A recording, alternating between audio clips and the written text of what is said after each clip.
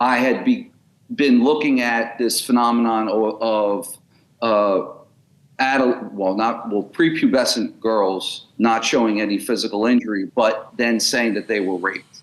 Okay. And men being prosecuted, even though the evidence did not support that this happened.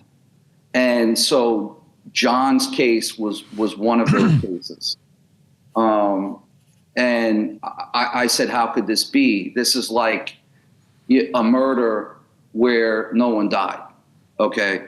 This is a very young girl, a child, prepubescent girl who showed absolute no physical injuries after allegedly having been raped for years, over and over again. And so that is what really drew me to this case. And then I began to look into the science and the medical evidence, even as far back as John's conviction, which it was in it, I don't want to say it was in its infancy, but there were studies and journals and things of that nature that supported the fact that John Kinsel could not have committed this crime because the crime actually did not happen. The only thing he was accused of was aggravated rape. So he was not accused of molestation. There was no allegations of that. It was just aggravated rape. So there had to be an actual rape of the victim in this case. So there's no evidence that there was a rape, but yet he was convicted based upon a doctor saying that the findings with regard to this very young girl were suggestive of a rape. So just suggestive. So I started to dig a little bit deeper. And as I dug deeper, the findings in 2018, I should be clear, as I dug deeper, the medical community, specifically with regard to pediatrics and trauma from sexual assault, had come to the conclusions that the findings in this case did not indicate a rape. So what the doctor testified to in 1999 was essentially false. Okay, so then I was introduced to a gynecologist, an actual surgeon whose name is Dr. Harrison, and he looked at this record and said, this is physically impossible. This girl was not raped. Her testimony was false. The doctor's testimony indicates that he actually had no real experience with this type of trauma, or at least diagnosing it, because he just essentially flew off the cuff and testified in a way that would support the state's case and not testified to what the actual medical evidence is. Yeah. Now, Justin, they've come to him and offered him what? You were talking about this right before we went on the air. Tell us when and what they said to him about getting out. Well, they haven't said it to him yet. They said it to me, and it's to be honest with you, it's the judge, and the DA's office has essentially said to me, tell us what he would be willing to take in order to get out of jail. And I've gone to John twice now because it's my obligation as a lawyer. It's my ethical obligation as a lawyer. And both times he's emphatically said, I'll take a new trial and that's it. Which a new trial would be, I mean, they don't have a case. So a new trial would end up with him being exonerated. And the first time that I told the state that, they turned that down. You mentioned an Alford plea, and an Alford plea, also known as a best interest plea, is a guilty plea where a defendant maintains their innocence, but they enter a guilty plea. They basically say, look, I say I'm innocent, but I'm going to give an Alford plea where I say you've probably got enough evidence to convict me. I maintain my innocence, but I'll take this Alford plea. I'm not going to say I did it, but I'll enter a guilty plea and I get to go home, essentially. And he's saying, no, I'm not going to do that. I didn't do it. I'm not going to take a guilty plea. He's saying, no, I'll sit here the rest of my life if I have to. I'm not going to say I did something I didn't do just to walk out of here. He might say it in a way where he might be saying, I'm not going to allow you to say I did something that I didn't do.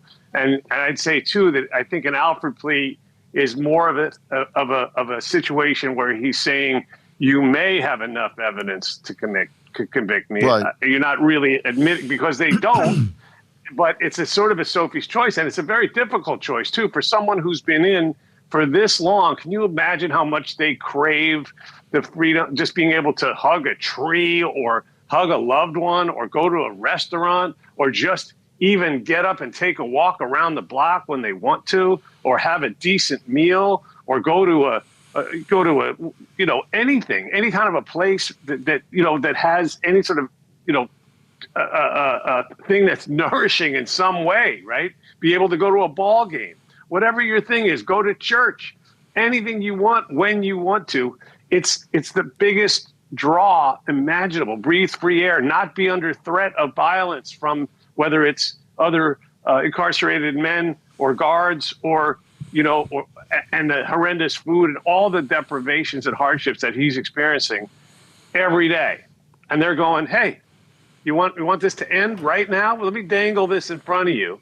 And he's going, I mean, he's a strong man. He's going, no, thank you. I will sit here until you guys acknowledge what we have known all along. And what I believe they probably, in a quiet moment, or maybe after a few drinks, they might admit that they've known all along, which is that no crime was committed here, but somebody wanted to get a conviction and wanted to put another sort of notch on their belt, right? And that's a sick thing. And Phil, I got to say too, kudos to you, because for your audience, when you say it keeps you up at night, what I know that your audience may not know is that you went to a hearing in the middle of nowhere, Louisiana, for John, and sat there in the audience. I mean, that must have been a hell of a thing for the people in that courtroom, but it's also a hell of a thing, for you to take your time and go to a very unglamorous type of a place and just be there to support. Well, it was the least I could do. This man's been sitting there all of this time, and he was basically convicted, I think, on very weak medical testimony, where this pediatric examination said that there were observed abnormalities that were suggestive, not definitive. If it had happened the way she said it happened initially, there wouldn't be suggestive abnormalities. If this had happened every day, where there was a sex act completed on a child of that age, there would be damage. There would be no question that this had actually taken place. And even the expert didn't say that. And there was evidence that as early as 2 years old, this child had, just in exploring with crayons and that sort of thing, may have actually created some abnormalities. But this wasn't the kind of thing where there would be any question if he had done what she said he had done. And he didn't have representation on his side of the case at the time, because he wasn't someone that had the wherewithal to hire forensic experts to come in and do examinations and provide counter testimony on the defense side.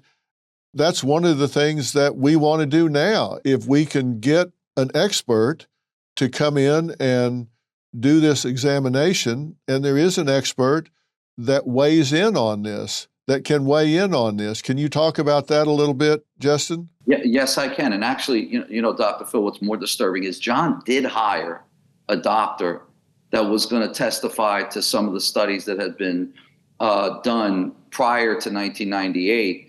And the day I think it was the third trial, the day that the first trial was supposed to go on, the state requested a continuance. And John's lawyer had already paid for that doctor, did not have enough money to pay for the doctor again.